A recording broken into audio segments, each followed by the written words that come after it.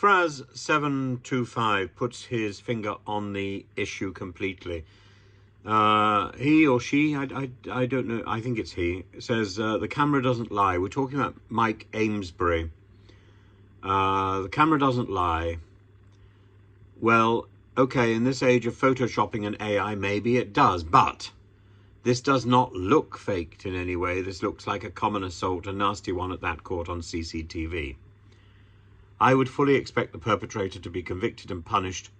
There should be some empty prison cells available. If Starmer defends this person, it will be no worse than Johnson defending Patterson or Pincher.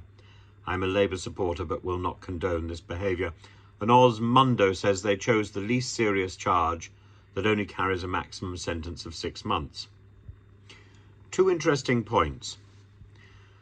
But the main point that Fraz makes is, he points out the camera doesn't lie. The camera does lie. And that's the fundamental problem. And the way to get round that is, as a public figure, Mike Amesbury or the Labour Party or whoever wants to stand up should be saying that that the imagery which we have seen is not real. That there is an explanation. Because in the period between this imagery becoming public and whatever legal sentence is passed, that imagery is the imagery of parliamentary behaviour. The imagery of a member of parliament, an honourable member, apparently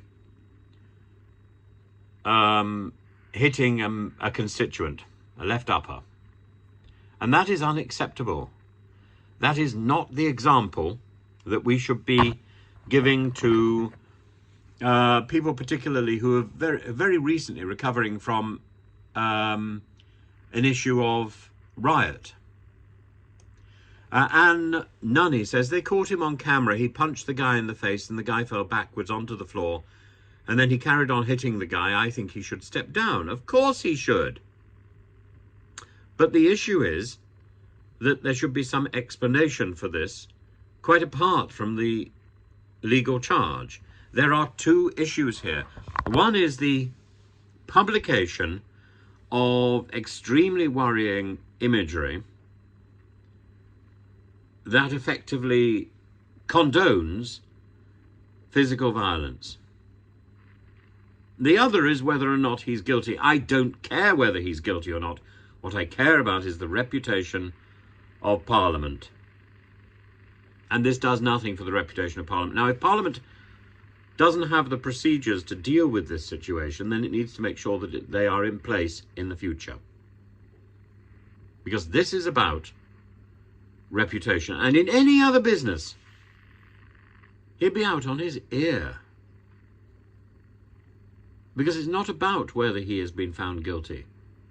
It's about the imagery which has been published around the world, which brings discredit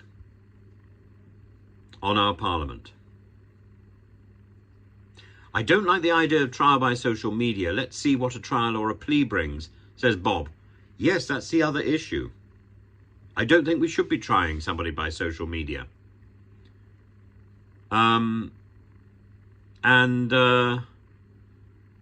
Professional syndicalist says, unfortunately, it's all too common for such assaults to take place in town centres all over the UK.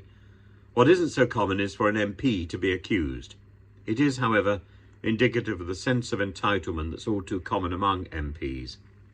Yeah. So the comments are very interesting, but I do urge you to make a distinction between the legal case, which is now going to go ahead, and the imagery which is circling the internet. There's a difference between the two.